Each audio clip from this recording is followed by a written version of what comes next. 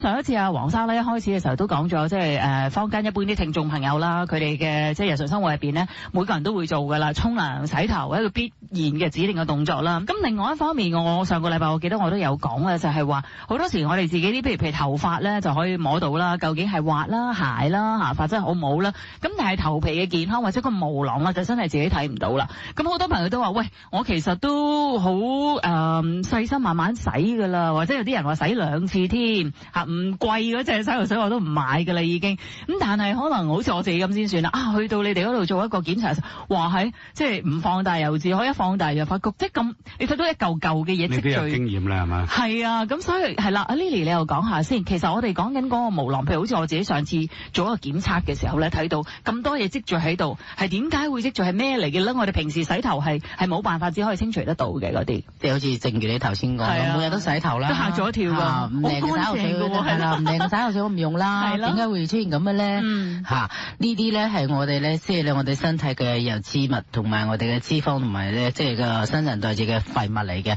因為毛囊口咧，佢係即係排泄嘅咁嘅功能㗎。咁咧，當你咧每一次咧係洗頭嘅話咧，嗱你按摩頭皮嗰陣時候，有啲泡沫咧，其實咧利用嘅頭髮咧喺我哋嘅頭皮度咧摩擦咧，佢就會咧將呢啲咧係會帶走嘅。但係咧點樣係為之叫做帶走同埋唔帶走咧，就要睇下你用嘅產品啦。即係個洗頭水都好緊要嘅，係好緊要嘅。市面上咧，即係咧，其實好多種嘅洗頭水各有花款啦。咁但係咧都會咧分2大類別嘅。第一種咧係屬於咧化妝品類別嘅。化妝品類別，即係會知，譬如有啲植物啦，或者精華素啊，加埋嘅即係洗頭水原料啊咁樣樣。另外一種類別嘅咧就係咧我哋呢個類別啦。係啲功能性嘅。係啦，佢會有咧順中草藥啦，咁加埋洗頭水啦。咁咧亦都分2大類別，一個咧係即係鹼性嘅，同埋一種咧係叫做話咧即係弱酸性嘅。嗱，因為上次阿黃生咧就講嗰啲咧就係市面上嗰啲咧就係油性同埋中乾性啦。你頭先講嘅咧就講緊鹼性同埋酸性，同埋講緊你哋自己用一啲中藥嘅一啲洗頭水咧，係比較針對功能嘅啲。有調理同埋可以咧化解咧毛囊口長嗰啲污漬咁。係啦，長期積聚嗱，好多女士都知道試過刮痧啦，係嘛？平時我沖涼沖到好乾淨啦，係咪？點解係到嗰陣時刮到一層嗰啲仲有嘢嘅咧？係啦，點解會咁嘅咧？因為點解咧？我哋嘅皮膚毛囊口佢有空間嘅。如果當你咧即係排泄咧疏泄唔好嘅話咧，佢就會咧形成即係阻塞嘅。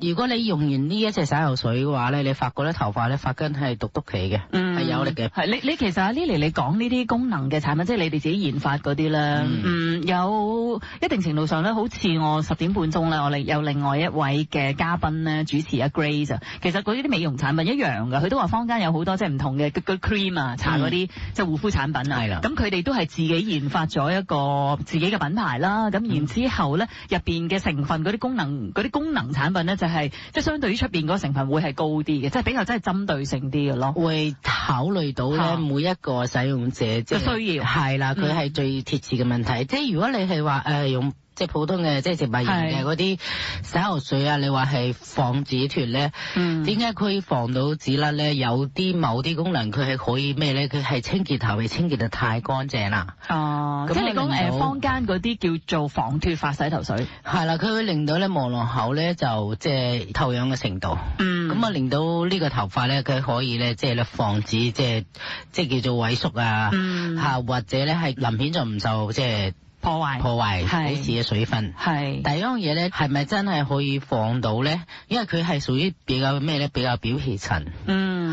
如果你係話帶有啲即係藥性嘅功能嘅嘢，佢會滲透到髮根，即係咁樣嘅效果會好啲嘅。即係呢個個人建議啫。我都聽過即係有啲朋友咧去一啲連鎖嘅個人用品護理店啊，去買呢啲叫防脫髮嘅洗頭水嘅時候咧，其實都有一啲佢哋啲店員咧都同佢講話，即係其實你睇呢啲防脫髮嘅洗頭水咧，其實有時有啲人都會話唔係可以經常長期去使用嘅喎，即係都係有啲即係規定嘅，用呢啲洗頭水嘅時候，即係都係要小心。嘅。不過頭先啊 Lily 你講開話你哋自己本身有一啲比較功能性嘅啲洗頭水嘅時候，分鹼性同埋酸性啊嘛。唔係，我哋係全部係弱酸性嘅。全部都係弱酸性。因為點解我哋皮膚嘅，即係我哋頭皮嘅，即係我哋嘅蛋白質嘅值咧，係 pH 5.5至6嘅。係嚇，你一定要 handle 到呢個即係咧少少嘅弱酸性嘅話咧，我哋嘅磨囊口咧佢就會咧即係咧疏泄功能就非常之好嘅。係，即係你嘅意思嗰個弱酸性就係去平衡翻嗰個頭皮本身個酸鹼嗰個情，即係佢可以咧就咧令到我哋嘅頭皮咧係可以咧有免疫力啦，佢可以保持係啦，保持呢個即係水分啊、營養啊，唔受紫外光流失啦，同埋咧磨囊口嘅通暢度啊，咁啊即使係有啲灰塵係落咗去嘅話咧，磨囊口嘅油脂唔會多嘅話，佢就唔會形成阻塞嘅。係，即係好似有啲抗菌功能咁嚇，有少少係咪？有。係，好，咁先提翻大家，我哋嘅電話號碼咧就係1834204，1834204又得，或者係27872998都得嘅，27872998。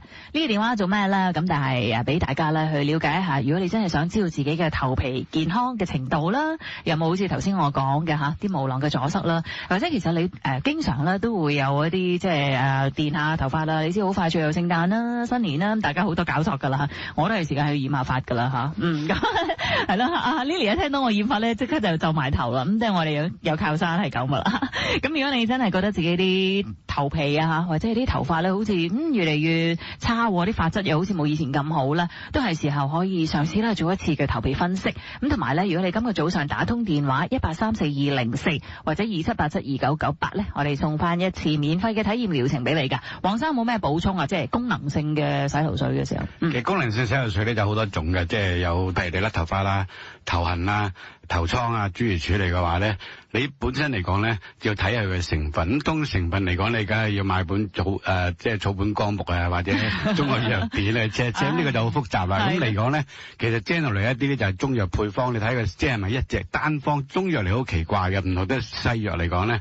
中藥嚟講咧係一個複方嚟嘅，複方嚟講咧係要好多種成分咧係至 create 到一個療效出嚟嘅。咁變咗咧就你睇嘅即係嗰個成分夠唔夠，足唔足夠啦。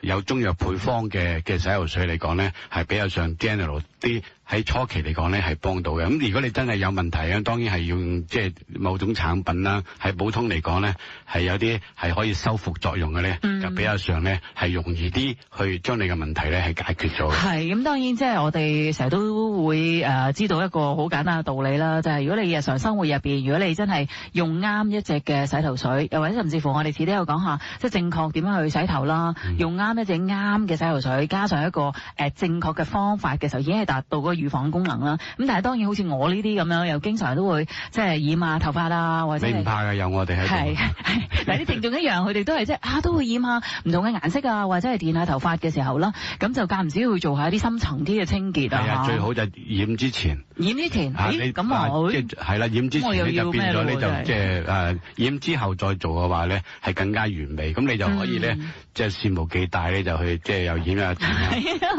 諸如此類都冇有怕啦。OK， 好，提翻大家，我哋嘅電話號碼咧就係1834204，1834204又得，或者係27872998，27872998。好快脆啦，有聖誕有新年㗎啦，整翻一把靚嘅頭髮先去見人啦嚇。